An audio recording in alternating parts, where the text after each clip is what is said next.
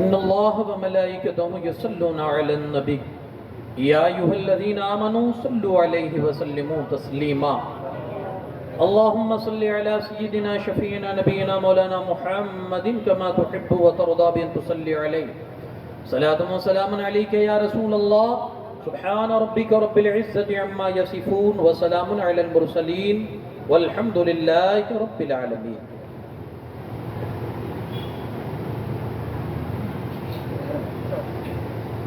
بزرگوں، دوستوں، نوجوان ساتھیوں، عزیز بچوں، السلام علیکم ورحمۃ اللہ وبرکاتہ.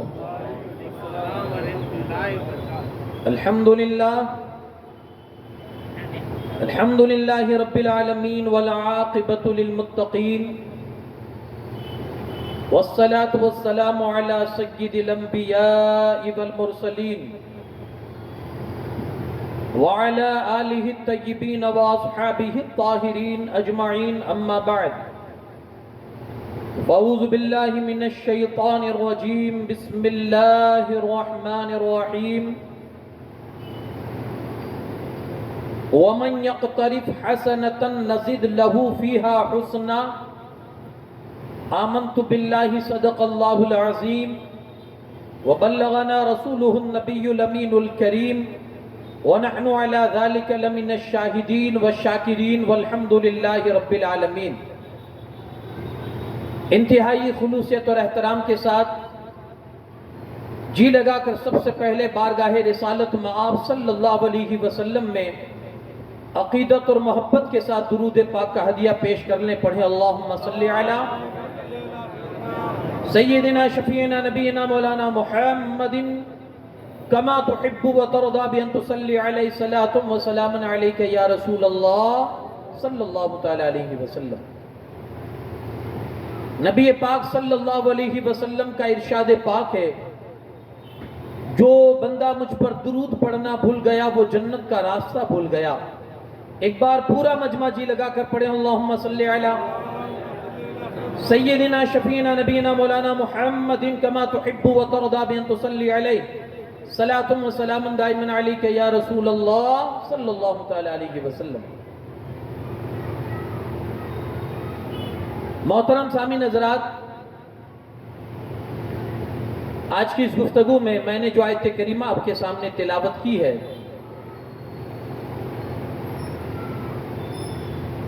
حسنین کریمین رضی اللہ تعالی عنہما شہزادہ مصطفیٰ حضور علیہ السلام کی آنکھوں کی ٹھنڈک، فاطمہ کے دلارے، مولا علی کے جگر پارے. آج ان دو شخصیات پر میں کچھ باتیں آپ کی بیچ عرض کرنے کی کوشش کروں گا. آئیے پہلے ان کی بارگاہ میں کچھ خراج عقیدت کے طور پر کچھ منظوم خراج پیش کیا جائے. شاعر کہتا ہے، نبی کے علم کا ایک راز آشکارا ہوا. نبی کے علم کا ایک راز آشکارا ہوا، علی کا لخت جگر باعث قرار ہوا. علی کا لخت جگر باعث قرار ہوا. جمی تھی وقت پہ فتنوں کی گردت، جمی تھی وقت پہ فتنوں کی گرد مدت سے، جمی تھی وقت پہ فتنوں کی گرد مدت سے. حسن کی صلح سے ماحول سازگار ہوا، حسن کی صلح سے ماحول سازگار ہوا. اور حسن کے دست مبارک نے جو ہی سایہ کیا، حسن کے دست مبارک نے جو ہی سایہ کیا، زمین پہ امن ہوا اور بے شمار ہوا. زمین پہ امن ہوا اور بے شمار ہوا. امیر شام پہ شبر کے اعتماد کے بعد، امیر شام پہ شبر کے اعتماد کے بعد یہودی نسل کا ہر چہرہ داغدار ہوا. یہودی نسل کا ہر چہرہ داغدار ہوا. اور نبی کی آل کا مدحت گزار ہے تحسین، نبی کی آل کا ندہت گزار ہے تحسین، کہاں کی خاک تھا لیکن کہاں شمار ہوا، کہاں کی خاک تھا لیکن کہاں شمار ہوا۔ اور ایک شاعر لکھتا ہے کہ فراز دار پہ بھی ذکر مولا ڈھونڈ لیتے ہیں، فراز دار پہ بھی ذکر مولا ڈھونڈ لیتے ہیں، جنہیں جنت میں جانا ہے وہ رستہ ڈھونڈ لیتے ہیں، جنہیں جنت میں جانا ہے وہ رستہ ڈھونڈ لیتے ہیں۔ یزیدی پتھروں میں اتفاقاً حور بھی شامل تھا، یزیدی پتھروں میں اتفاقاً حور بھی شامل تھا، مگر جو جوہری ہوتے ہیں وہ ہیرا ڈھونڈ لیتے ہیں، مگر جو جوہری ہوتے ہیں وہ ہیرا ڈھونڈ لیتے ہیں۔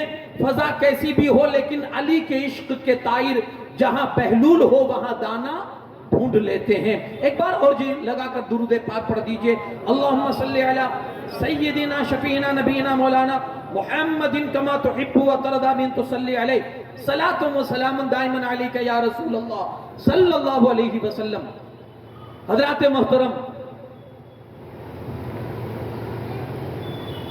خطبے کے بعد میں نے جو آیت کریمہ آپ کے سامنے تلاوت کی، اللہ کریم ارشاد فرماتا ہے وَمَنْ يَقْتَرِفْ حَسَنَةً نَزِدْ لَهُ فِيهَا حُسْنًا، اللہ پاک فرماتا ہے اور جو نیکی کرے ہم اس کی نیکی میں خوب بڑھوتری عطا کرتے ہیں، خوب بڑھوتری عطا کرتے ہیں۔ جو نیکی کرے گا ہم اس کی نیکی کو بڑھائیں گے۔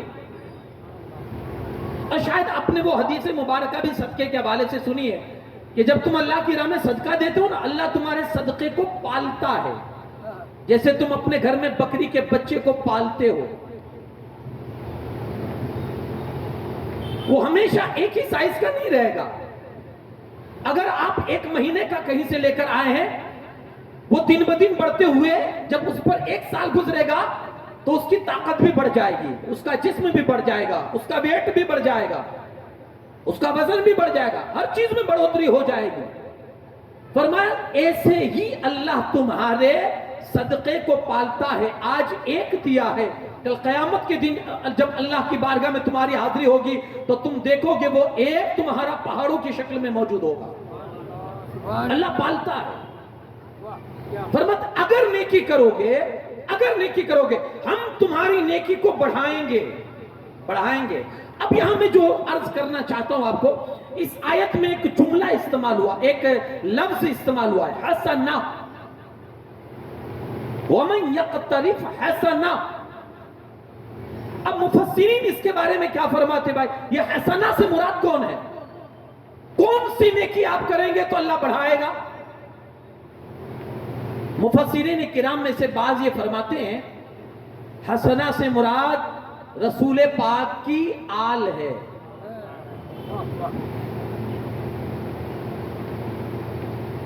یعنی اس آل کی محبت۔ اب مطلب کیا ہوا پوری آیت کا؟ اگر تم رسول اللہ کی اہل بیت سے محبت کو بڑھاؤ گے تو اللہ اس نیکی کو اور بھی زیادہ فرما دے گا۔ وَمَنْ يَقْتَرِفْ حَسَنًا، اگر تم نے بڑھائی یعنی محبت، تم نے ایک قدم بڑھایا، اللہ فرماتا ہے ہم تمہاری محبتوں کو 10 قدم کے برابر آگے بڑھا دیں گے۔ یہ یعنی اگر تم نے یہ نیکی کی، گویا پتہ کیا چلا، اس آل کی محبت بھی نیکی ہے اور اسے اللہ پسند فرما کر اس میں ہمیں بڑھوتری عطا کرتا ہے، زیادتی عطا فرماتا ہے۔ فرمایا جس نے بھی یہ نیکی کی اللہ کریم اس کی اس نیکی کو اور بھی آگے بڑھاتا ہے۔ اب اس کے حوالے سے چند حدیثیں عرض کر کے میں پھر آگے اپنے مضمون کی طرف آؤں اور اپنا جو عنوان آج کا میرا جو ٹاپک ہے اس پر میں گفتگو کروں۔ اللہ کے رسول صلی اللہ علیہ وسلم کی حدیث پاک حضرت سلمہ بن اکوع فرماتے ہیں حضور علیہ السلام نے فرمایا کہ ستارے آسمان والوں کے لیے امان ہے، سلامتی ہے۔ جب تک آسمان میں ستارے ہیں نا، آسمان سلامت ہے، یہ اس کی حفاظت اور اس کی سلامتی کی گارنٹی ہے، ستاروں کا ہونا۔ ایسے ہی فرمایا رسول پاک صلی اللہ علیہ وسلم نے، میری اہل بیت یہ زمین والوں کے لیے گارنٹی ہے، جب تک یہ رہیں گے زمین والے تباہ نہیں ہو سکتے، زمین والے ہلاک نہیں ہو سکتے، کیونکہ یہ خون رسول کا حصہ ہے۔ کیا ہے؟ خون رسول کا حصہ ہے۔ گویا حضور ہمارے بیچ ہے، حضور ہمارے بیچ، اگرچہ اللہ پاک نے انہیں ظاہری طور پر وصال عطا فرما دیا، لیکن حضور آج بھی اپنی اولاد کی شکل میں ہمارے بیچ ہے، کیونکہ یہ رسول اللہ کا خون ہے، خون کا حصہ ہے، حضور کے خون کا حصہ۔ جب تک یہ رہیں گے، فرمایا جیسے ستارے آسمان کے لیے امان ہے، میری آل زمین والوں کے لیے امان ہے۔ سبحان اللہ۔ اس لیے اللہ سے یہ بھی شکر کرے کہ مولا تیرا شکر ہے کہ یہ ہمارے بیچ ہے، تو ہماری حفاظت کی گارنٹی ہے، ہماری حفاظت کی گارنٹی کہ ہمارے بیچ میں یہ موجود ہے۔ ایک اور حدیث حضرت حسن ابن علی کرم اللہ، حضرت حسن ابن علی سے مروی ہے، حضور علیہ السلام نے فرمایا ہر چیز کی بنیاد ہوتی ہے، ہر چیز کی ایک بنیاد ہوتی ہے، اور فرماتی اسلام کی بنیاد رسول اللہ کے صحابہ اور آپ کی اہل بیت سے محبت کرنا ہے۔ اگر اس بنیاد کو، اس جڑ کو، اس بنیاد کو اگر مضبوط آپ کو رکھنی ہے، آپ کے مکان کی بھی ایک بنیاد ہے، آپ بنیاد کے بغیر مکان کھڑا نہیں کرتے ہو، آپ خود جانتے ہو کہ بغیر بنیاد کے مکان کا کوئی بھروسہ نہیں، پتہ نہیں کون سی ہوا کا جھونکا اسے لے اڑ جائے، اس لیے آپ بغیر بنیاد کے مکان کھڑا نہیں کرتے ہو۔ کہا ہر چیز کی بنیاد ہے، ہر چیز کی بنیاد ہے۔ تو یارو اسلام کی بنیاد کیا ہے؟ یہ بنیاد مضبوط کیسے رہے گی؟ اس بنیاد کے اندر پختگی اور مضبوطی کیسے آئے گی؟ مصطفیٰ کریم صلی اللہ علیہ وسلم فرماتے ہیں تو یہ دو محبتوں کا سہارا آپ کو لینا ہوگا، ایک صحابہ اور اہل بیت کا۔ یہ محبت اگر آپ کے پاس ہے تو آپ کے دین کی بنیاد ہمیشہ مرتے دم تک، بلکہ مرنے کے بعد بھی مضبوط رہے گی۔ ایک اور حدیث جس میں مصطفیٰ کریم صلی اللہ علیہ وسلم ارشاد فرماتے ہیں میں قیامت کے دن 4 شخصوں کا شفیع ہوں گا، شفاعت کرنے والا ہوگا، 4 بندوں کے لیے میں شفاعت کرنے والا ہوں گا، 4 قسم کے بندوں کے لیے میں شفاعت کروں گا۔ یہ میرے آقا صلی اللہ علیہ وسلم فرماتے ہیں۔ ایک، حضور نے فرمایا جو میری اولاد کی عزت اور ادب اور احترام کرے، اس لیے کہ وہ میری اولاد ہے، اس لیے کہ وہ میری نسبت بھی حضور نے ہمیں دے دی، آپ کی عزت ان کے اس لیے ان کی وہ میری اولاد ہے، کا عزت کرے گا میں اس کی شفاعت کروں گا، میں اس کی شفاعت کروں گا۔ دوسری چیز فرمایا ان کی حاجت اور ضرورت جو بھی ہو وہ پوری کر دیا کرے، ان کی حاجت اور ضرورت جو بھی ہو وہ پوری کر دیا کرے۔ تیسرا فرمایا ان کے کاموں میں کوشش کرنے والا بنے، کبھی کبھی ایسے بھی موقع نکالے کہ اگرچہ ان کو آپ کی کوئی ضرورت نہیں ہے، اگرچہ وہ بالکل مطمئن ہے اپنی زندگی میں، لیکن کبھی کبھی ایسے بھی موقع نکال لیا کرے کہ آپ ان کے کاموں میں جا کر تھوڑا ہیلپ کر دیں، تھوڑی کوشش کر دیں، آپ کی کوشش کل قیامت کے دن رسول اللہ کی شفاعت کا ذریعہ بن جائے گی، حضور کی شفاعت نصیب ہو جائے گی۔ اور چوتھا شخص وہ حضور علیہ السلام نے فرمایا جو دل اور زبان کے ساتھ ان سے محبت کرے، دل سے بھی کرے زبان سے بھی کرے، دونوں چیزیں ساتھ ہونی چاہیے، دل بھی ہونا چاہیے اور زبان بھی ہونا چاہیے اس محبت میں۔ فرمایا جب یہ محبت یہ رہے گی اور یہ 4 بندے جو حضور علیہ السلام نے جو گنوائے، کہا ان لوگوں کو جو یہ 4 قسم کے لوگ ہیں، فرمایا انہیں رسول اللہ صلی اللہ علیہ وسلم فرماتے ہیں قیامت کے دن اللہ میری شفاعت عطا فرمائے گا اور میں انہیں شفاعت کروا کر جنت حاصل کرواؤں گا۔ کوشش کریں یہ جو میں نے آپ کے سامنے بیان فرمایا۔ اب میں اپنے اصل عنوان کی طرف آؤں۔ مجھے آج حضرت امام حسن مجتبیٰ سرکار امن جن کو کہا جاتا ہے، اور یہ حضور علیہ السلام نے ایک حدیث پاک کا مفہوم بھی ہے جس میں حضور علیہ السلام نے ان کو ایسا فرمایا تھا۔ سرکار امن امام حسن مجتبیٰ رضی اللہ تعالیٰ عنہ اور امام حسین پاک رضی اللہ تعالیٰ عنہ، یہ 2 ذات بابرکات، یہ بے شمار مرتبہ آپ نے ان کی زندگی کے حوالے سے سنا ہے، اور شاید کوئی محرم ایسا ہمارا نہیں ہوتا ہوگا، یا بہت سارے مقامات بھی ایسے ہوتے ہیں جہاں ہم انہیں اپنی مجلسوں میں یاد کرتے ہیں، بلکہ لمحہ لمحہ جب بھی کبھی ایسا موقع آتا ہے ہماری زبانوں پر ان کا نام ہوا کرتا ہے۔ یہ کون ہے؟ رسول پاک صلی اللہ علیہ وسلم کے شہزادے ہیں۔ حضور علیہ السلام فرماتے ہیں میری جنت کے 2 پھول ہیں، میری جنت کے 2 پھول ہیں، اچھا کبھی کبھی ایسا بھی ہوتا ہے کہ بار بار ریپیٹ کی ہوئی چیز اس لیے نہیں ہوتی کہ آپ کو بار بار سنا کے ٹائم پاس کیا جائے، نہیں، کبھی کبھی اس لیے بھی ہوا کرتی ہے ریپیٹیڈ چیز، بار بار دہرائی جانے والی چیز، کبھی کبھی اس لیے بھی ہوا کرتی ہے کہ ہو سکتا ہے پہلی مرتبہ جب بیان کیا اس وقت آپ کے نصیب میں عمل کرنا نہیں تھا، اور اب جب بیان کیا جا رہا ہے تو ہو سکتا ہے کہ وہ لمحہ ہو آپ کی عملیت کا، قبولیت کا، اور آپ نے سن لی اور آپ نے وہ بات اپنے دل و دماغ میں بٹھا لی اور آپ کو عمل کی توفیق مل گئی، تو ایسا بھی ہو سکتا ہے۔ اور کبھی کبھی ایسا بھی ہوتا ہے کہ ہر سال اس لیے ریپیٹ کیا جاتا ہے تاکہ جو یادیں پرانی ہو پھر سے تازہ ہو جائے، اس لیے بھی یاد ہے۔ میرے آقا صلی اللہ علیہ وسلم فرماتے ہیں یہ میری جنت کے 2 پھول ہیں، یہ میرے 2 شہزادے ہیں، جنہوں نے ان کو تکلیف پہنچائی وہ مجھے تکلیف پہنچا رہا ہے۔ وہ یہ نہ سوچے کہ ہم امام حسین کو تکلیف پہنچا رہے ہیں، بلکہ وہ یہ ڈائریکٹ سمجھے کہ رسول اللہ کے دل کو تکلیف پہنچ رہی ہے، اور یہ بڑی سخت تکلیف ہے جو امتی اپنے رسول کو پہنچائے، بڑی سخت تکلیف ہے۔ حضرت امام حسن مجتبی رضی اللہ تعالیٰ عنہ، جیسا کہ آپ جانتے ہیں مدینہ پاک میں آپ کی ولادت ہوئی، اور جب ولادت ہوئی تو پورا گھر خوشیوں سے جگمگا اٹھا۔ فاطمہ زہرا سلام اللہ علیہا کے گھر پہ بچے کی ولادت ہوئی ہے، اس سے بڑی اور خوشی کیا ہو سکتی تھی؟ اب جو پہلے کی جو پروسیس تھے وہ کمپلیٹ کرنے کے بعد جس میں عقیقہ بھی ہوا، حضور نے تہنیک کے طور پر آپ کے منہ میں اپنا لعاب دہن بھی داخل فرمایا، یہ ساری چیزیں، نام بھی رکھا گیا۔ اللہ نے جن ناموں کو پردوں میں چھپا کے رکھا تھا اور جس کا پہلے کبھی نام کسی کا نہ رکھا گیا، اللہ نے وہ نام اپنے حبیب کو عطا فرمائے کہ علی کے شہزادوں کے یہ نام رکھے جائیں، حسن و حسین۔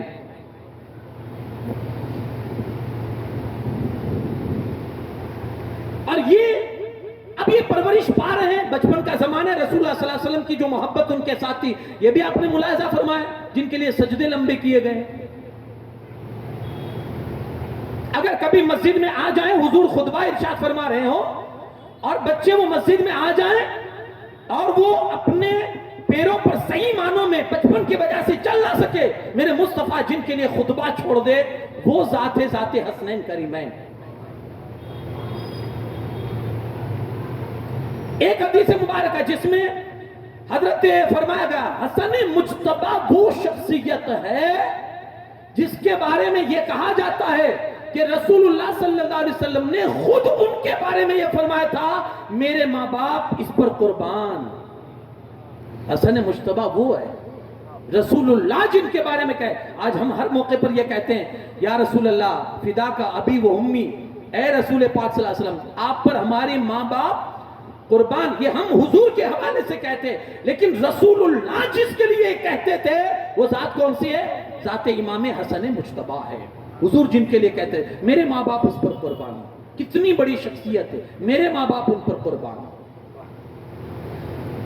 انس ابن مالک رضی اللہ تعالیٰ عنہ کہتے ہیں امام حسن سے بڑھ کر کوئی مصطفیٰ کے ہم شکل یا مشابہ نہیں تھا، امام حسن سے بڑھ کر اتنے رسول اللہ صلی اللہ علیہ وسلم سے مشابہ تھے، اور مشابہ بھی تھے، اور پھر بچپن سے ایسا ساتھ مصطفیٰ کا ملا اور حضور کی طرف سے ایسی تربیت ملی امام حسن مجتبی رضی اللہ تعالیٰ عنہ کو۔ فتاوی رضویہ شریف میں علامہ علی قاری حنفی مکی کے حوالے سے یہ بات نقل ہے، وہ کہتے ہیں کہ مجھے اکابرین سے یہ بات پہنچی ہے کہ جب امام حسن مجتبی نے فتنہ اور فساد نہ ہوئے، اس لیے فتنہ اور فساد نہ ہوئے اس لیے جب امام حسن مجتبی نے اپنی خلافت چھوڑ کر حضرت امیر معاویہ کے سپرد کر دی، سنیے گا، فتنہ نہ ہوئے، جھگڑا نہ ہوئے، ہٹ گئے، کا فتنہ نہیں ہونا چاہیے، تو پوری خلافت اٹھا کر حضرت امیر معاویہ کو سونپ دی۔ اتنا بڑا کام کیا انہوں نے، پھل کیا ملا، صلہ کیا ملا؟ آگے سنیے حدیث مبارکہ میں، تو یہ خلافت چھوڑنے کی وجہ سے اللہ پاک نے اس کے بدلے میں ان کو اور ان کی اولاد کو غوث اعظم کا لقب عطا فرما دیا۔ یہ جو ڈگری ہے، ڈگری غوث اعظم کیا ہے؟ نام نہیں ہے، ڈگری ہے، یہ عہدہ ہے۔ یہ خلافت چھوڑنے کی وجہ سے یہ صلہ ملا اللہ کی طرف سے۔ آپ کو اور آپ کی سب سے پہلے غوث اعظم کون ہے؟ امام حسن مجتبی ہے، سب سے پہلے غوث اعظم، اور بیچ میں حضور محی الدین شیخ عبد القادر جیلانی، بیچ کے یہ غوث اعظم ہے، اور آخر میں ایک غوث اعظم ہوں گے جن کو امام مہدی کہا جاتا ہے رضی اللہ عنہ۔ یہ تین، اور تینوں یہ دونوں آپ دیکھیں گے، حضور غوث پاک عبد القادر جیلانی، شیخ عبد القادر جیلانی، یہ اور امام مہدی، یہ دونوں امام حسن ہی کی اولاد ہے۔ تو کیا فرمایا اللہ نے اس بدلے میں کہ انہوں نے امت بکھیرنی نہیں چاہیے، امت کے اندر لڑائی نہیں ہونی چاہیے، امت کے اندر فتنہ نہیں آنا چاہیے، وہ تو صلح پسند تھے، وہ تو صلح کو چاہتے تھے، وہ تو یہی چاہتے تھے امت کا بھلا ہو، وہ تو یہی چاہتے تھے امت ترقی کرے، لیکن معاملات سدھر نہیں رہے تھے، بگاڑ کی صورت سامنے نظر آ رہی تھی، اس لیے آپ نے سوچا کہ اگر میں خلافت کو ان کے سپرد کر دوں گا ہو سکتا ہے کہ معاملات ٹھنڈے پڑ جائے، اس لیے آپ نے اپنی خلافت اٹھا کر امیر شام حضرت امیر معاویہ کو سپرد کر دی۔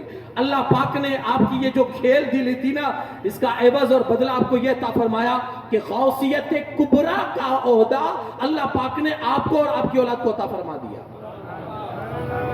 بہت بڑا یہ اللہ کی طرف سے انعام ہے، بہت بڑا انعام ہے۔ آپ کبھی سنیے حضور غوث پاک کی زندگی، شیخ عبد القادر جیلانی کی زندگی، آپ سنتے ہوں گے تو آپ کو احساس ہوگا کیا شان کے مالک ہے اور کیا اللہ پاک نے مرتبہ عطا فرمایا ہے۔ ان کے بابا ہے امام حسن مجتبی، ہاں یہ تو بیٹے ہیں، وہ بابا ہے، جو بیٹے کا یہ حال ہے، اس کی یہ عظمت ہے اور ان کا یہ مرتبہ ہے، تو پھر باپ کا کیا پوچھنا کہ وہ کس مقام پر فائز ہوگے اور ان کی عظمتیں اور ان کی بلندیاں کیا رہی ہوگی۔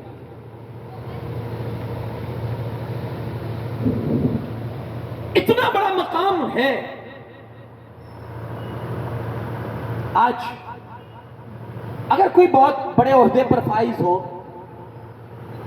یا آپ کی مسجد کا کوئی امام یا کوئی پیر صاحب ہو، اگر ذرا سی اونچی آواز میں کوئی بات کر دے نا، اس کا جینا مشکل ہو جاتا ہے، اس کا جینا۔ اب امام حسن مجتبی کی زندگی کا میں ایک پہلو، ایک رخ آپ کے سامنے رکھوں گا آج کی اس گفتگو میں۔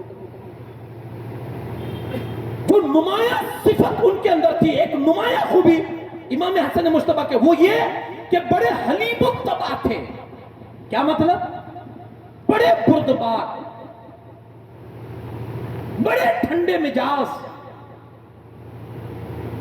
بڑے لیٹ گو کرنے والے۔ میں یہ آپ کے لیے آسانی کر رہا ہوں،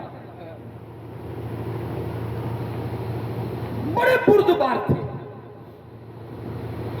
آج امام حسن کے چاہنے والوں کے لیے آج اس چیز کی بھی ضرورت ہے کہ وہ اپنے اندر یہ صفت پیدا کرے۔ ہم بڑے سخت ہیں، ہم بڑے سخت ہیں،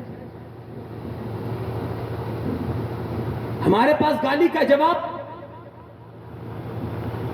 گالی ہی ہے، دعا نہیں ہے۔ کوئی اگر بڑی بات اگر ہم سے کر دے اور ہم کسی عہدے پر فائز ہو، ہم کسی اسٹیٹس لیول پر ہماری ذات ہو اور ہماری ایک اہمیت ہو، اور کوئی ہم سے اونچی آواز میں بات کر دے، ہم اس کا جینا مشکل کر دیتے۔ سنیے کتنی بڑی شخصیت ہے۔ میں نے دو چار حدیثیں آپ کو جو سنائی، اللہ کے رسول صلی اللہ علیہ وسلم، اچھا صحابہ کرام نے بھی ان کے بچپن کے زمانے میں حضرت سیدنا صدیق اکبر رضی اللہ تعالیٰ عنہ ہے، عمر فاروق اعظم کا بھی زمانے میں حضرت حسنین کریمین تھے حضرات، پھر حضرت عثمان غنی رضی اللہ تعالیٰ کے زمانے میں۔ اب جیسے جیسے زمانہ آگے بڑھا، ان کی عمریں بھی آگے بڑھ رہی ہے، سیدنا صدیق اکبر جیسی شخصیت و ذات جس کو اپنے کاندھے پر اٹھا کر فخر محسوس کرے اور فرماتے ہیں کہ میں اپنی اولاد سے زیادہ ان کی اولاد سے محبت کرتا ہوں کیونکہ یہ رسول اللہ کی اولاد ہیں۔ تو یہ ان کا مقام اور مرتبہ کیا ہے۔ لیکن اب آئیے ان کی زندگی کا میں ان کی زندگی کی ایک جھلک آپ کو دکھاؤں۔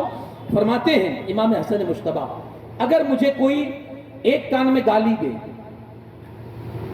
ایک کان میں مجھے گالی دے اور دوسری کان میں مجھ سے معافی مانگے، ایک کان میں گالی دے اور دوسرے کان میں معافی مانگے، فرمایا میں اسی وقت اس کو معاف کر دوں گا، اسی وقت معاف کر دوں گا۔ ہے معافی کہیں ہماری زندگی میں؟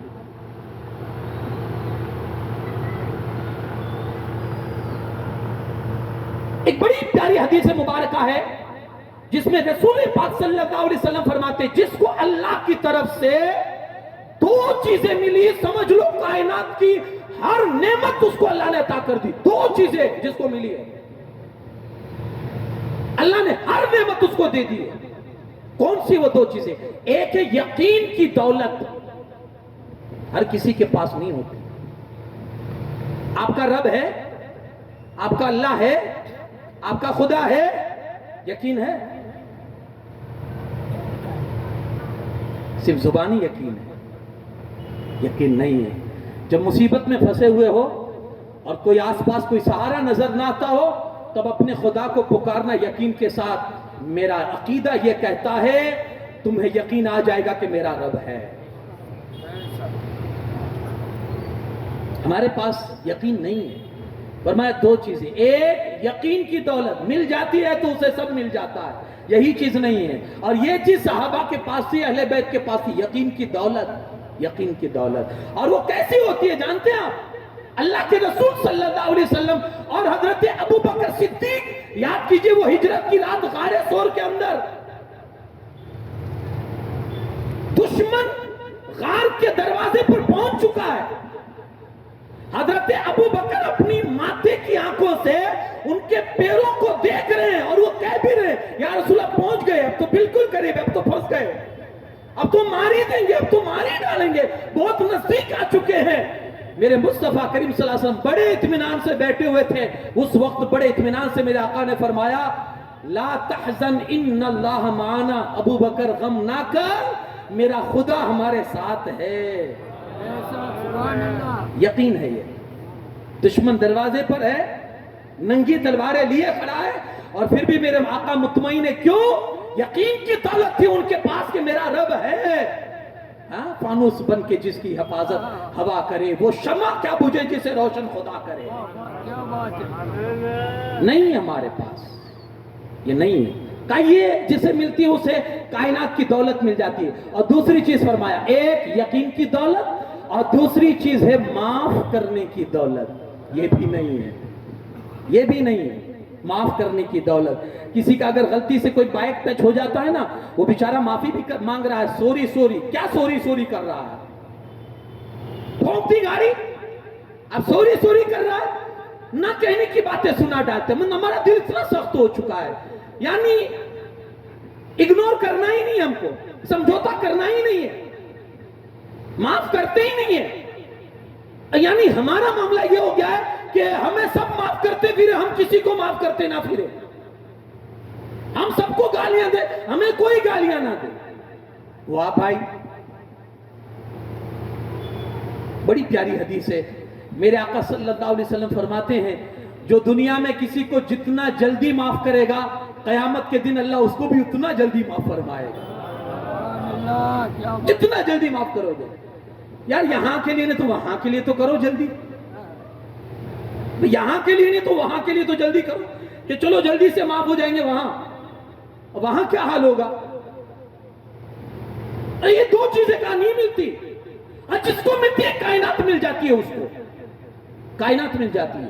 تو فرمایا حضرت امام حسن مجتبی نے جو مجھے ایک کان میں گالی دے اور دوسرے کان میں معافی مانگے نا، میں اسے اسی وقت معاف کر دوں گا. یہ ان کا اخلاق تھا، یہ ان کی سیرت تھی. اچھا یہ صرف زبانی دعوے نہیں ہیں کہ چلو کہہ دیا، کہنے والے بہت ہیں اسٹیج پر.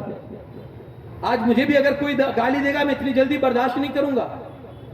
کہنا آسان ہے لیکن کر کے دکھانا یہ بڑا ڈیفیکلٹ ہے، بڑا مشکل ہے مسئلہ. لیکن امام کی زندگی جب آپ پڑھیے تو آپ کو پتا چلے گا جو کہا وہ کر کے دکھایا، بلکہ چاہے پہلے دکھایا بعد میں کہا، کیونکہ یہی سیرت انہوں نے رسول اللہ سے دیکھی تھی اور رسول اللہ کی پڑھی تھی کہ حضور نے ساری چیزیں پہلے کی ہے بعد میں فرمائی ہے. اب آپ دیکھیں ان کی زندگی میں یہ ساری چیزیں کہاں ہیں کہ آپ نے قوم سے یہ کہا ہو کہ گالیاں بھی دو گے تو بھی ہم برداشت کریں گے. ایسا ہوا ہے. ایک وقت مدینہ کے اندر ایسا بھی آیا تھا کہ مسجد نبوی کی بات کر رہا ہوں اور دوسری جگہوں کی بھی میں آپ سے بات کر رہا ہوں، مسجد کے منبر پہ کھڑے ہو کر مولا کائنات علی شیر خدا کرم اللہ تعالی وجہ الکریم کو گالیاں دی جاتی تھی.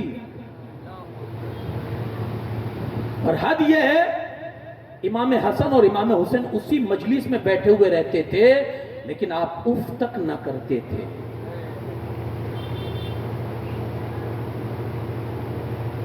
اف تک نہ کرتے تھے. اچھا ہمارے اندر بھی ہے یہ چیز لیکن فرق ہے. آج ہمارے بھی باپ کو کوئی گالیاں دیتا ہے نا تو ہم بولتے نہیں ہیں. میں آپ کو سمجھاؤں گا آگے چل کے. ہم بولتے نہیں ہیں. جیسے امام حسن امام حسین بولتے نہیں تھے نا ہم بھی نہیں بولتے ہیں. لیکن ان کے اندر اور ہمارے اندر زمین آسمان کا فرق ہے. کیا فرق ہے؟ وہ ان کے اخلاق تھے.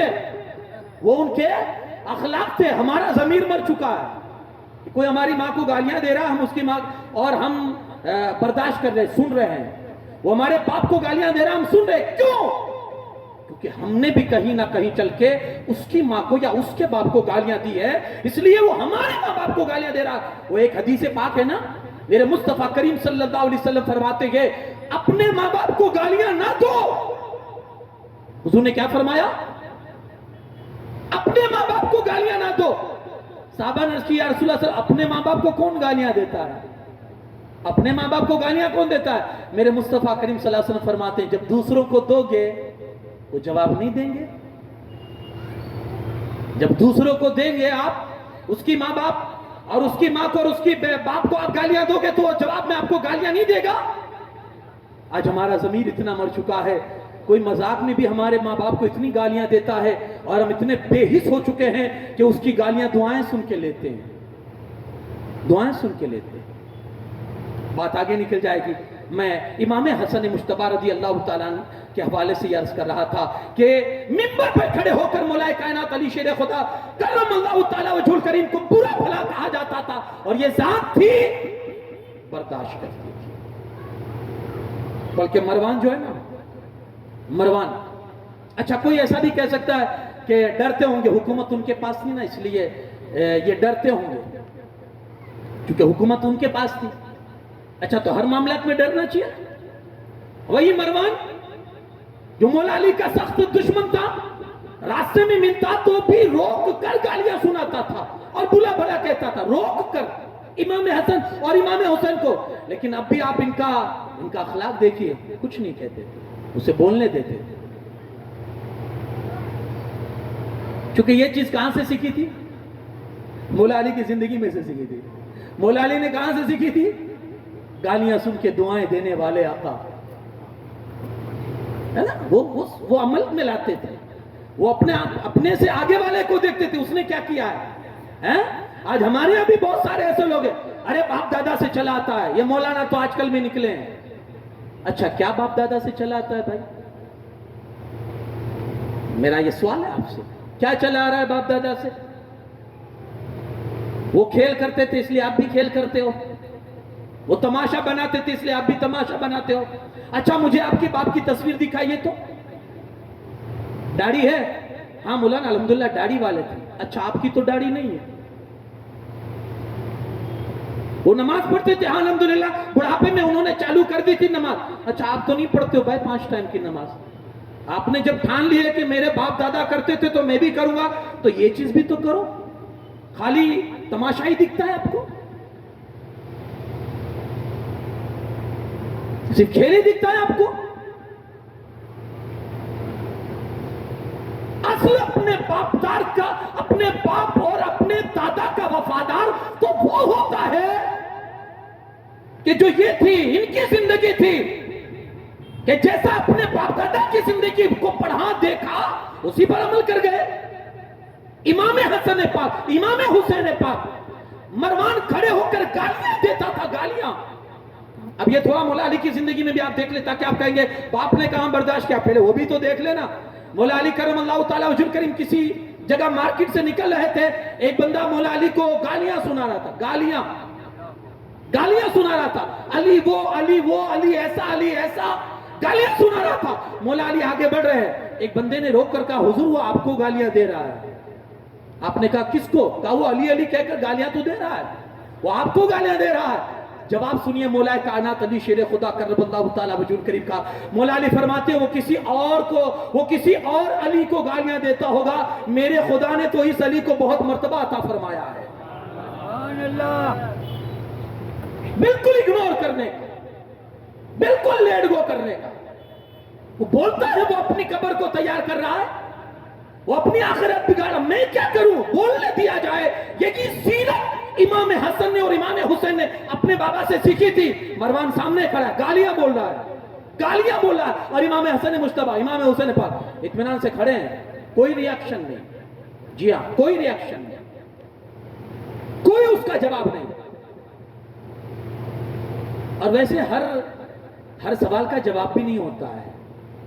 ہاں، ہر سوال کا جواب بھی نہیں ہوتا ہے. کبھی کبھی چپ رہنا بھی آپ کی عقل مندی ہوا کرتی ہے.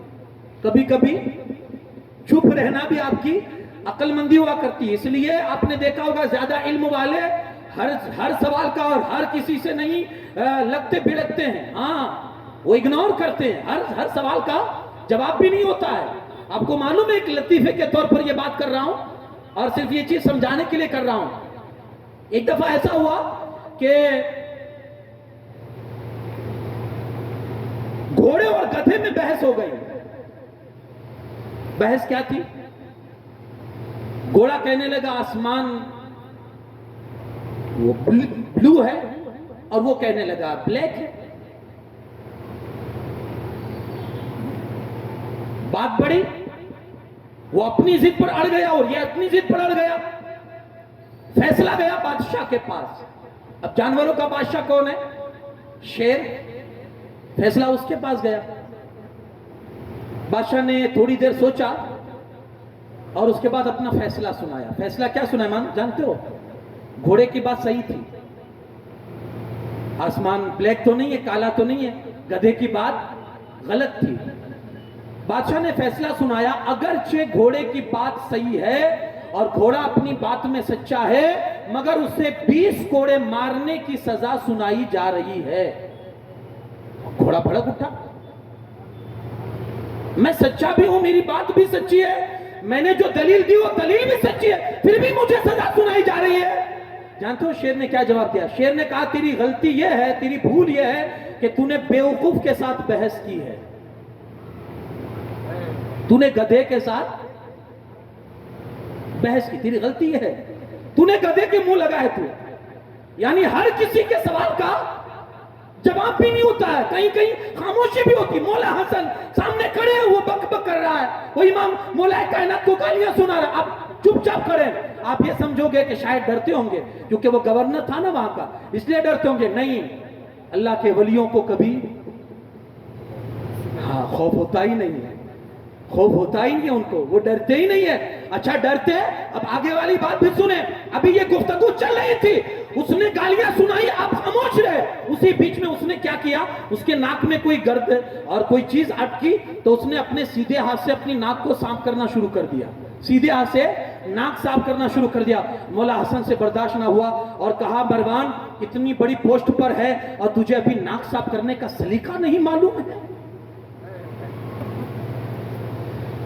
اگر ڈرتے ہوتے تو یہ تنبیہ کرتے اسے، اس کی غلطی بتاتے.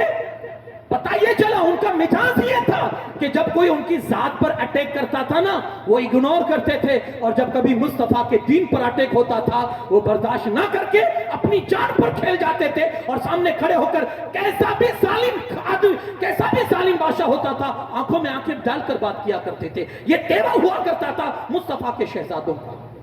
یہی تیور آپ کو مروان کے سامنے بھی دکھے گا، اور یہی تیور آپ کو کربلا کے میدان میں ہر شہزادہ رسول کا آپ کو نظر آئے گا کہ کیسے بچے تھے لیکن یزیدیوں کی آنکھوں میں آنکھیں ڈال کر بات کر رہے تھے. مصطفیٰ کے دین پر آنچ نہیں آنی چاہیے. یہ ان کے اخلاق تھے.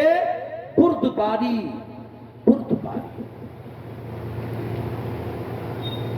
اتنے ٹھنڈے مزاج کے اللہ پاک نے ان کو بنایا تھا کہ وہ کسی بھی غلط بات کا اثر ان کی زندگی پر کوئی ایفیکٹ نہیں ڈالتا تھا، کوئی اثر نہیں ہوتا تھا، اور ایسے انہوں نے آسان زندگی گزاری ہے. ہم بڑے سخت ہو چکے ہیں نا، اس لیے اب ہماری زندگی بھی بڑی مشکل ہو چکی ہے.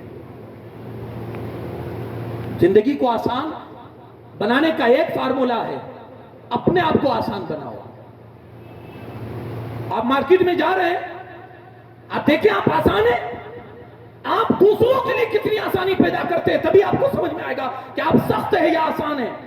اگر کسی کا مسئلہ آپ کے ساتھ ہے، آپ کتنی آسانی اور کتنی سختی کرتے ہیں اسی سے آپ کو احساس ہو جائے گا.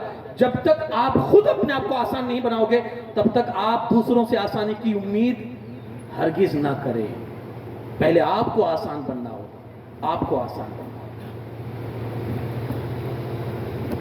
حضرت امام حسن مجتبی رضی اللہ تعالی عنہ, حضور علیہ الصلوۃ والسلام نے ان کے حوالے سے فرمایا تھا, ان ابنی ھذا سید لعل اللہ ان یصلح به بین فئتین عظیمتین من المسلمین.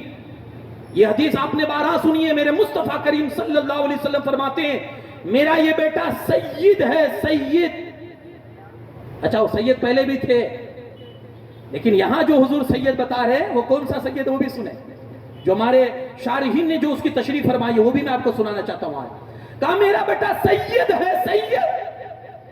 یقیناً اللہ اس کے ذریعے سے مسلمانوں کے دو عظیم گروہ میں صلح عطا فرمائے گا. میرا بیٹا یہ سید. اب سید کے معنی سنو آپ. سید کس کو کہتے ہیں؟ امام نبی علیہ السلام فرماتے ہیں, امام نبی فرمایا سید اسے کہتے ہیں جو بھلائی میں اپنی قوم پر فوقیت رکھتا ہو. اپنی قوم کو پہلے سمجھے, اپنی قوم کو آگے بڑھائے کہ پہلے میری قوم بعد میں میں. میری قوم کا بھلا ہونا چاہیے. ہاتھ سے کیا جا رہی ہے؟ کرسی جا رہی ہے, پوری خلافت جا رہی ہے. امیر المومنین تھے, یہ عہدہ جو تھا امام حسین کے ہاتھ سے جا رہا ہے. کیوں جا رہا ہے؟ امت کی ہمدردی کے لیے کہ امت کا بھلا ہونا چاہیے. بس صرف اسی لیے. آپ اپنی زندگی کا جائزہ لیں, آپ کے 100 روپے امت کی ہمدردی میں کبھی جاتے ہیں؟ یہاں ہمارے کئی بھائیوں کے کئی بزنس تباہ ہو گئے ہماری روٹی کے لیے اور ہمارے اپنے فائدے کے لیے. ہم اپنے 10 روپے کے منافع کے لیے اپنے بھائی کو کھڑے رہ کر مروا دیتے ہیں. یہ ہمارے دل کا معاملہ آج ہو چکا ہے اور یہ ہمارے دل کی سختی ہو چکی ہے. پوری حکم, پوری خلافت انہوں نے سونپ دی. کس لیے؟ امت کا بھلا ہونا چاہیے. خدا را اگر محبت کرتے ہو تو یہ صفت بھی اپنے اندر پیدا. امت کا بھلا سوچو, اللہ آپ کا بھلا سوچے گا.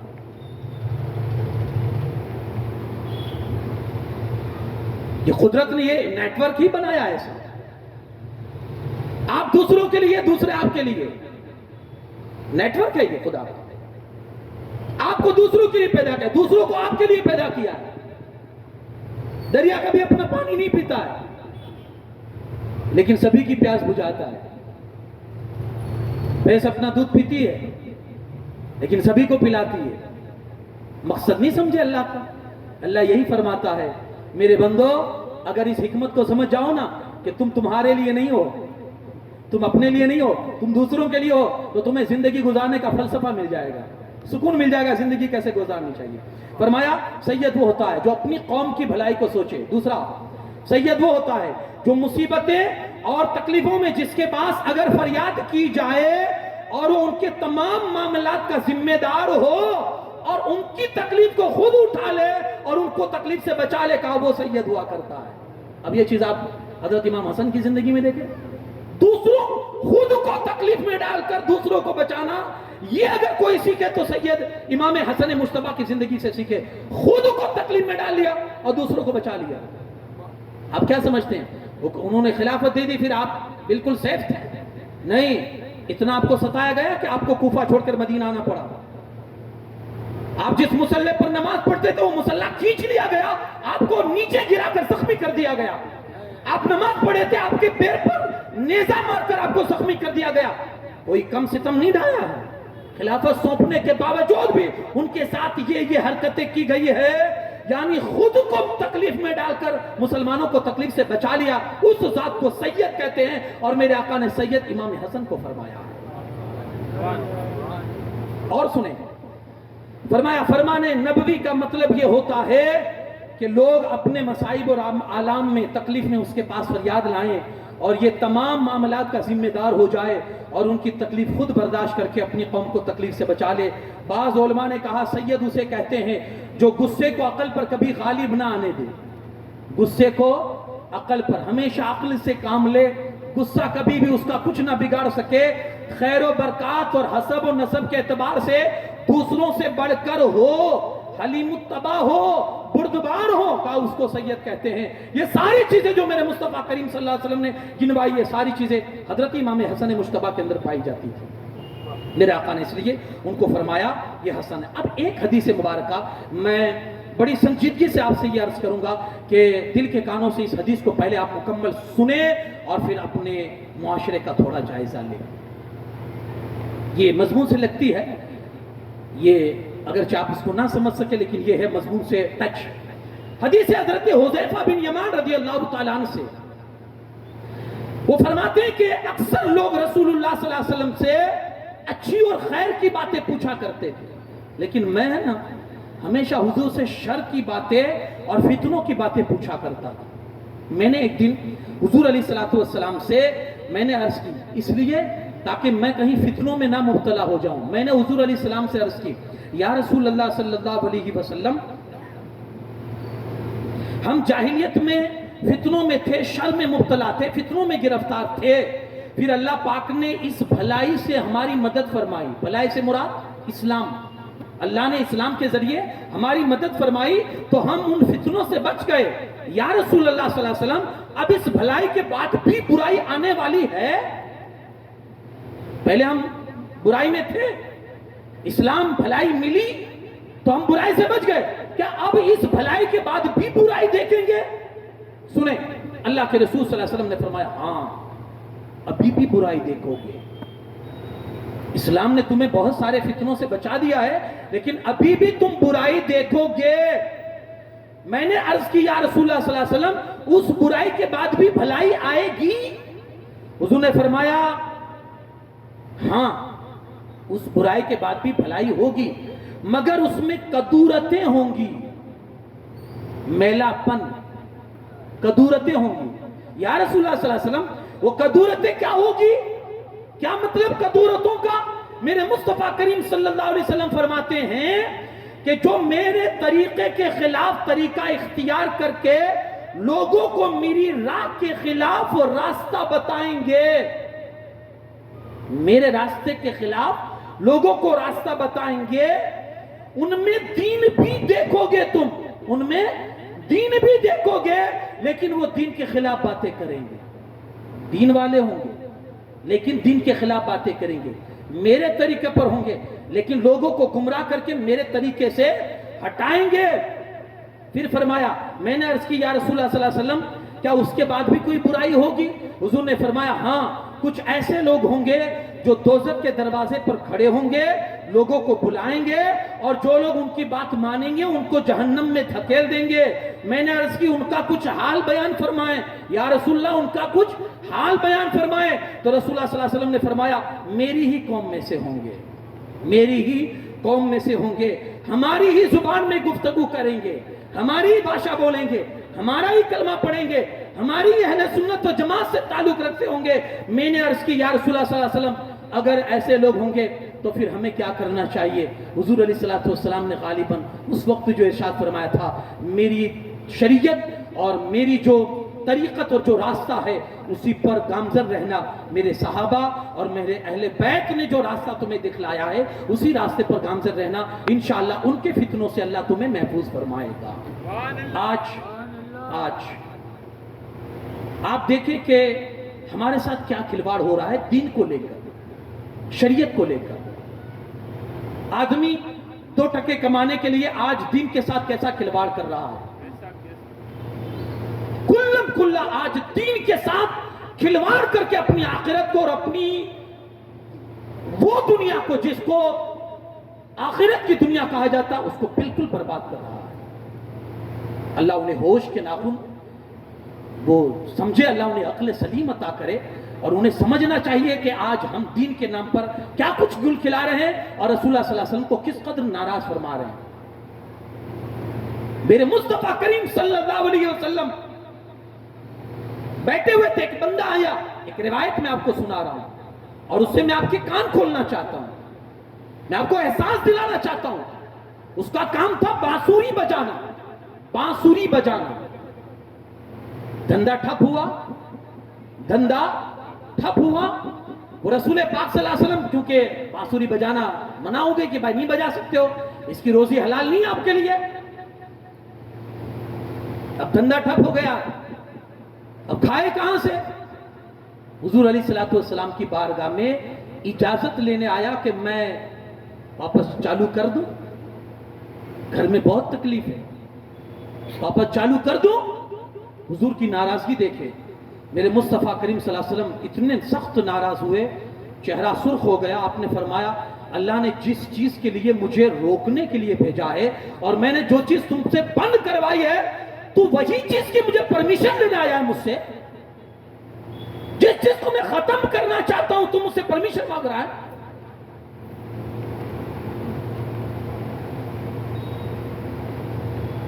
اب آپ کے ہاتھ میں کیا آپ تھوڑا دیکھیں کہ آپ کیا کر رہے ہیں؟ حضور کا دل تو نہیں دکھا رہے نا؟ یا ان کا دل دکھا کر کہاں جائیں گے بھائی؟ آخری آسرا بھی اگر کوئی ہے تو وہی ہے نا۔ دیکھیں ہر وقت یار یہ نفس ہے نا ڈبو دے گا، ہر وقت اس کے پیچھے نہ بھاگیں۔ اسلام بھی آپ کو کچھ کہتا ہے، اللہ رسول بھی آپ کو کچھ کہتے ہیں، کچھ تو یار تھوڑا سینس پیدا کرے، کچھ تو سینس پیدا کرے۔ جیتے جی اپنے آپ کو اور جاگتے ہوئے اپنے آپ کو دوزخ میں دھکیل رہے ہیں۔ ہم سمجھتے ہیں کہ یہ غلط آدمی کر رہا ہے، پھر بھی اس کا سپورٹ دے رہے ہیں، اس کے ساتھ کھڑے کہ یہ بھلے کچھ بھی کر رہا ہے، کیونکہ مستی ہماری۔ عقیدت کی بھی ایک بھاشا ہوتی ہے، عقیدت کا بھی ایک میدان ہوتا ہے، عقیدت کے بھی کچھ اصول ہوتے ہیں، عقیدت کے بھی کچھ ضابطے ہوتے ہیں۔ ضابطوں کو کراس نہ کریں، حدوں کو نہ توڑے اور حدوں میں رہتے ہوئے محبت کرے۔ یقین مانیے اگر سچی محبت ہوگی تو زندہ بھی تمہیں عزت کے ساتھ رکھے گی اور مرو گے تو اللہ شہادت کی موت عطا فرمائے گا۔ عقیدت سچی ہونی چاہیے، عقیدت سچی ہونی چاہیے۔ یہ حضرت امام حسن مجتبی رضی اللہ تعالیٰ عنہ تھے، آپ کی ذات بابرکات کا کیا پوچھنا یارو۔ یہ مکمل ایک سراپا رحمت تھے ہمارے لیے کہ جب تک زمین پر رہے زمین والوں کے لیے امن بن کے رہے، بلکہ میرے مصطفیٰ کریم صلی اللہ علیہ وسلم کی جو پیشم گوئی تھی، حضور نے فرمایا تھا میرا یہ بیٹا امن قرار دے گا، لوگوں کے بیچ میں امن کو عام کر دے گا۔ آج اس امت کو بھی چاہیے امام حسن مجتبی کے اگر چاہنے والے ہیں امن کی کوشش کرے کہ زمانے میں امن عام ہو۔ شروعات اپنے سے کرے، شروعات اپنے سے کرے۔ لوگ یہی کہہ کر چھٹکارا پا لیتے ہیں، میرے اکیلے سے کرنے سے کیا فائدہ ہوگا، یہی کہتا ہے۔ اب بھائی میں اکیلا سدھر گیا تو کیا سدھرا ہوا جائے گا؟ نہیں، یہ سوچ غلط ہے ہماری، یہ سوچ غلط ہے۔ آپ تنہا اپنی ذمہ داری لے لیجئے کہ میں سدھر جاؤں گا، پھر دیکھیں دنیا کیسے سدھرتی ہے اکیلے۔ تو آپ نے سنا ہوگا کہ ایک آدمی سمندر کے کنارے واکنگ کر رہا تھا، سمندر کے کنارے واکنگ کر رہا تھا۔ اس نے دور دیکھا کہ ایک آدمی جھکتا ہے کھڑا ہوتا ہے، جھکتا ہے کھڑا ہوتا ہے اور سمندر میں کوئی چیز پھینکتا ہے، جھکتا ہے کھڑا ہوتا ہے سمندر میں کوئی چیز پھینکتا ہے۔ سمجھ میں نہیں آیا دور سے کہ کیا کر رہا ہے۔ قریب جا کر دیکھا نا تو دیکھا کہ سمندر کی ایک موج نے بہت ساری مچھلیاں سمندر کے کنارے پھینک دی تھی جو تڑپ رہی ہے۔ بغیر پانی کے کیا کرے گی مچھلی؟ تڑپ رہی ہے، بہت ساری مچھلیاں ہیں۔ اور یہ بندہ کیا کر رہا ہے؟ ایک ایک اٹھا کر سمندر میں پھینک رہا ہے، ایک ایک اٹھا کر سمندر میں پھینک رہا ہے۔ وہ جو واکنگ کر رہا تھا، جو چل رہا تھا سمندر کے کنارے، اس نے قریب آ کر ہنسنے لگا کہ بھائی کیوں ہنس رہے ہو؟ کہا تیرے کتنے کی جان بچا لے گا تو؟ اس نے کیا کہا؟ اس عمل سے تو کتنوں کو بچا لے گا؟ ارے یہ لاکھوں کی تعداد میں، ہزاروں کی تعداد میں مچھلیاں سمندر کے پار پڑی ہوئی ہے، کتنوں کو بچا پائے گا؟ اور تیری وجہ سے کتنوں کو فرق پڑے گا؟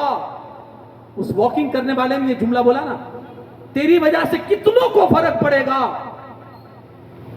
تو وہ پھر جھکا، ایک تڑپتی مچھلی کو زمین سے اٹھایا اور تڑپتی مچھلی کو اس نے جلدی سے سمندر میں پھینکا تو وہ موجوں کے اندر تیرتی ہوئی اندر چلی گئی۔ اس بندے نے جو مچھلیاں پھینک رہا تھا اس نے اس واکنگ کرنے والے سے کہا تو کہہ رہا ہے کہ کتنوں کو فرق پڑے گا؟ اس ایک مچھلی کو تو فرق پڑا نا، اس ایک کو تو فرق پڑا نا میرے کام سے۔ ہم یہ نہ سمجھے کہ ہماری وجہ سے کتنوں کو فرق پڑے گا۔ یار تو اپنی ذمہ داری لینا، بہت کو فرق پڑ جائے گا۔ اگر تیری زندگی آج کوئی اگر سدھرنے کی راہ پر جاتا ہے تو بھی ہم اسے بگاڑ دیتے ہیں، اور یہ شیطان کا کام ہم انجام دیتے ہیں. کوئی اگر شروع میں نماز پڑھنا چالو کرتا ہے، شروع کرتا ہے، تو ہم اسے پڑھنے نہیں دیتے. ہم اتنے سخت ہو چکے ہیں، اتنی شیطان کی صحبت ہمارے اندر اثر کر چکی ہے کہ جو اس کے کام ہے وہ ہم کر رہے ہیں. نہیں پڑھنے دیں گے کسی کو نماز، نہیں بولنے دیں گے کسی کو. کوئی بیچارہ اگر سچ بولنے کی بھی کوشش کرے، پتا ہے تو بڑا سچا بنتا ہے، پتا ہے بہت ایماندار بن گیا ہے تو، ہم نہیں کرنے دیتے اسے. ہمارے تانے اسے پھر سے اسی راہ کا مسافر بنا دیتے ہیں. ہماری زبان کی کرواہٹیں اسے پھر سے اسی راہ پر لا کر کھڑا کر دیتی ہے جس راہ کا وہ مسافر تھا، اور جس راہ پر وہ گمراہ تھا اسی راہ پر لا کر چھوڑ دیتی ہے. خدا را سینس پیدا کیجئے، احساس پیدا کیجئے، خود کو اپنے آپ کو سدھاریے. انشاءاللہ سماج بھی سدھرے گا، سماج بھی سدھار کی طرف آئے گا. اور کچھ امام حسین پاک رضی اللہ تعالیٰ کے حوالے سے عرض کر دوں. میں نے جو یہ امام حسن مجتبیٰ کی جو سیرت آپ کے سامنے رکھی نا، یہ ہو بہو شکل اور نقشہ اور سیرت آپ کو امام حسین پاک کی زندگی میں بھی نظر آئے گی. یہ جو معاملات ہے کہ بھائی صبر کا معاملہ ہے، برداشت کا معاملہ ہے، تو صبر میں تو جواب ہی نہیں ہے نا. برداشت کا معاملہ کیا ہے؟ وہ بھی آپ نے دیکھا کہ جب مسجدوں سے اور منبروں سے جب مولا علی کو جب گالیاں دی جاتی تھی، امام حسین بھی وہاں بیٹھے ہوئے ہوتے تھے، لیکن اف تک نہ کرتے تھے، صبر کرتے تھے، برداشت کرتے تھے. کیونکہ انہیں معلوم تھا کہ یہ کتنی بھی گالیاں دے دے، جنہیں اللہ عظمت عطا فرماتا ہے پھر انہیں اوج ثریا تک بلندیاں نصیب فرما دیتا ہے. گالیوں سے پھر ان کے مرتبے گھٹتے نہیں ہیں، گالیوں سے پھر ان کے مرتبے گھٹا نہیں کرتے ہیں. وہ جانتے تھے. امام حسین کی بھی زندگی سیم آپ کو پڑھنے ملے گی اور سیم نظر آئے گی. کیسے مخلص بندے تھے. ہاں یار، ان کا اخلاص تو یہاں سے بھی پتا چلتا ہے. دین کو بچانے کے لیے، امت کو صحیح سے دین امت کے پاس پہنچے، ہم تک دین صحیح شکل میں پہنچے، اس کے لیے اولاد تک کو قربان کر دیا. اس سے بڑا اخلاص اور اس سے بڑی مخلص اور کیا مخلصی ہو سکتی ہے. یہ چیز سیدہ کے لال کے اندر، امام حسین پاک کے اندر تھی. میں نے ان کی زندگی کو بہت مرتبہ کتابوں میں پڑھا ہے. یارو آپ سنیں گے آپ کو احساس ہوگا کہ حضرت امام حسین رضی اللہ تعالیٰ ذات ببرکاتی تھی. علامہ جامی علیہ رحمہ، بس مختصر گفتگو، علامہ جامی علیہ رحمہ فرماتے ہیں کہ ان کی شان یہ تھی کہ جب اندھیرے میں کہیں تشریف لے جاتے تھے نا، آپ کے جو رخسار تھے نا، گال، اللہ نے ایسا نور عطا کیا تھا، جہاں بھی اندھیروں میں جاتے تھے تو وہ لائٹ کا کام دیتے تھے، سارا اندھیرا روشنی میں تبدیل ہو جایا کرتا. یہ حسن تھا. اور کیسے نہ ملتا کہ میرے مصطفیٰ کریم صلی اللہ علیہ وسلم فرماتے ہیں، حسین مجھ سے ہے اور میں حسین سے ہوں. تیری نسل پاک میں ہے بچہ نور کا، تو ہے عین نور، تیرا سب گھرانا. یہ وہ نور تھا، ان کو ملا تھا وہ نور. اور مصطفیٰ کے نور کا پھر کیا پوچھنا. کائنات کو جو نور ملا ہے مصطفیٰ کے نور ہی کے حصے میں ملا ہے، اور یہ صدقہ ہے. تو جس کے بارے میں سرکاری یہ کہہ دے وہ مجھ سے، میں اس سے ہوں، پھر اس کے نور کا کیا پوچھنا یارو. پھر اس کے نور حسین کے نور کا کیا پوچھنا. یہ سیدنا امام حسین پاک رضی اللہ تعالیٰ عنہ تھے. لیکن ان کے اندر ایک وصف آپ ان کا میں آپ کو بتا کر پھر اپنی گفتگو ختم کر دوں. امام حسن سے آپ کو کیا لینا ہے؟ ان کی زندگی سے برداشت اپنے اندر پیدا کرو. برداشت، یہ مادہ لانے کی کوشش کرو، اگنور کرنے کی کوشش کرو، لیٹ گو، جاتا کرنا، یہ پیدا کرے اپنے اندر. یہ آج کا میرا سبق امام حسن کی زندگی. اور امام حسین ایک بات فرماتے ہیں کہ جب آپ کسی قبر کو دیکھتے نا تو یہ فرماتے یار اوپر سے کتنی اچھی لگتی ہے، کاش کے اندر بھی اچھی ہوتی. سمجھے کیسا سناٹا ہوتا ہے قبرستان میں. آپ کبھی بھی جائیں، ہاں بہت سارے سٹیوں میں ہم کو جانا ملا ہے اور ہم نے دیکھا ہے وہ قبرستان سجاتے ہیں جیسے کوئی پارک ہے، کوئی بغیچہ ہے. ہاں وہ مکرانہ کی لادیاں اور وہ ماربل اور وہ ٹائلز جو لگی ہوئی ہوتی ہیں، قسم قسم کی قیمتی ٹائلز. ایک قبر 50 لاکھ روپے میں، 50 ہزار روپے میں کمپلیٹ ہوتی ہے. اور ایسا پرسکون ماحول ہوتا ہے، یہ قبرستان کا نظارہ ہے. کتنا سناٹا ہے. امام حسین کہتے ہیں یہ سناٹا صرف باہر ہے، اندر کی کیا حالت ہے کوئی نہیں بتا سکتا. وہ فکر کرنی ہے وہ کہ اندر سدھرے. باہر سے تو آپ کا لڑکا سدھار دے گا، ہاں مکرانہ سے منگوائے گا وہ آپ کے لیے ماربل، اور ایسی قبر بنائے گا کہ پورے قبرستان میں ایسی قبر نہیں ہوگی، اور تختی بھی اتنی مہنگی بنوائے گا کہ جس پر بڑے شبدوں میں آپ کا نام لکھے گا، لیکن فائدہ کیا اس کا؟ زیرو۔ وہ اگر لاکھ روپے کی بھی قبر تیار کرتا ہے، باہر سے سنہری بناتا ہے، باہر سے چمکنے والی بناتا ہے، کیا فائدہ بھائی؟ کچھ نہیں۔ تو اندر کی جو چیزیں وہی فائدہ مند ہے، وہی فائدہ کارک ہے۔ تو یارو اندر کا سوچو، اندر کیا کرنا ہے؟ وہ آپ کا بیٹا نہیں، آپ کو سوچنا ہوگا جس کو قبر میں جانا ہے، اندر کیا ہوگا۔ آخری روایت سنا دوں، ایک بزرگ جا رہے تھے قبرستان میں، قبرستان کے قریب سے گزر ہوا تو سوچا چلو یہاں فاتحہ پڑھ لوں اور پھر آگے نکل جاؤں۔ فاتحہ پڑھا، تھوڑی دیر بیٹھے اور ان قبرستان والوں کو اصالہ ثواب کرا۔ یہ عادت بھی بنائے، کبھی کبھی قبرستان سے جب بھی آپ کا گزرنا ہو تو لوگ کہیں گے مولانا یہاں تو ہمارا گھر ہے، روز گزرنا ہوتا ہے، یہ تو قبرستان نہیں ہے، روز فاتحہ پڑھنے آئیں گے تو یہاں باپ کی قبر پر پڑھنے کا موقع نہیں ملتا ہے تو اوروں کی قبر پر کیا ملے گا؟ ضروری نہیں ہے کہ آپ آ کر پورا فاتحہ جس کو کہتے ہیں چاروں کھل پڑھنے کے سورہ فاتحہ ضروری نہیں ہے، آپ صرف وہاں سے گزرے السلام علیکم یا اہل القبور، اے قبرستان والو اللہ تم پر سلامتی نازل فرمائے، یہ بھی فاتحہ ہے نا، آپ دعا دے کر جا رہے ہو نا، تو وہ بھی آپ کو دعا دیں گے، وہ خالی نہیں جانے دیں گے آپ کو، جیسے آپ ان کو دعا دے کر جا رہے ہو قبرستان والے بھی آپ کو دعائیں دیتے ہیں۔ یارو زندوں کی تو پتہ نہیں لیتے ہو یا نہیں، مردوں کی تو لیا کرو، مردوں کی تو لیا کرو،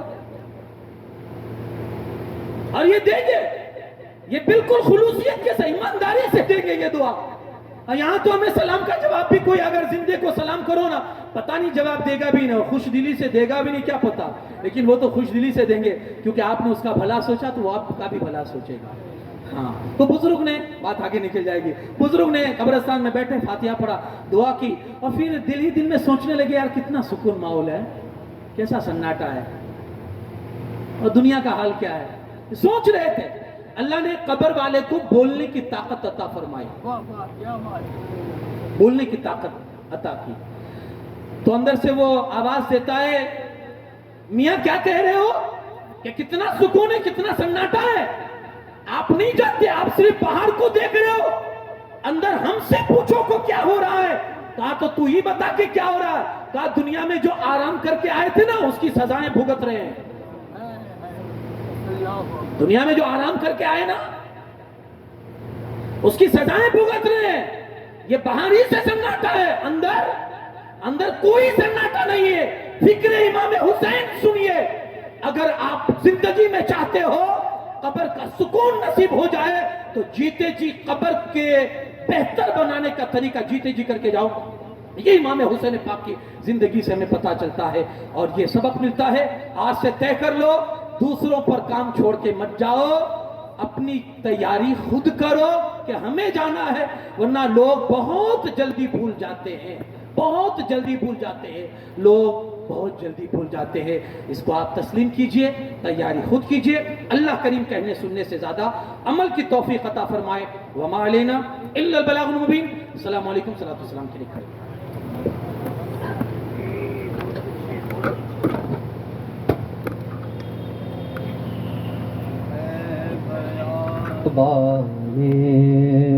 رب تیری بہاروں کو سلام، تیرے پھولوں کو تیرے پاکیزہ خاروں کو سلام، میں بیابان عرب جس جگہ پر آ کے سوئے اے صحابہ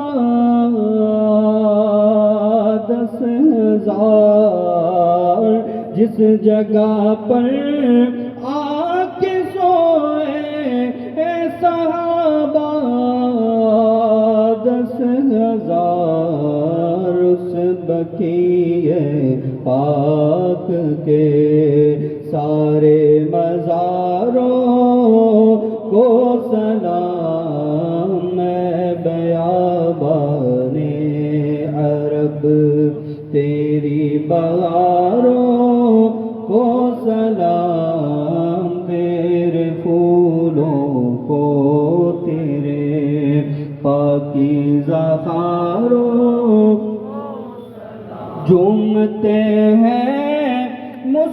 مسکراتے ہیں مغیلان عرب، جھومتے ہیں مسکراتے ہیں مغیلان عرب، خوبصورت وادیوں کو رہگزاروں کو سلام، میں بیابان عرب تیری بہاروں کو سلام، تیرے پھولوں کو تیرے پاکیزہ خاروں کو سلام، حسن کعبہ کا بھی منظر اس قدر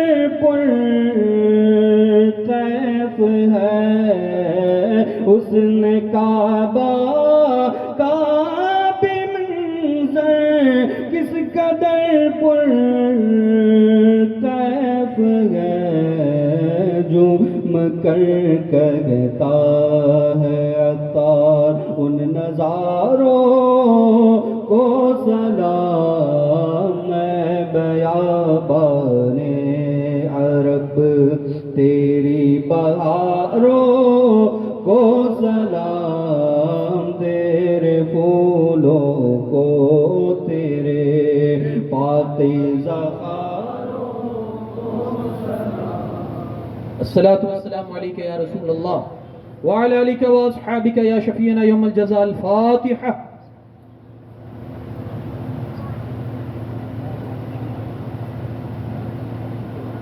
يا أيها المشتاقون بنور جماله صلوا عليه وآله وأصحابه وسلموا تسليما۔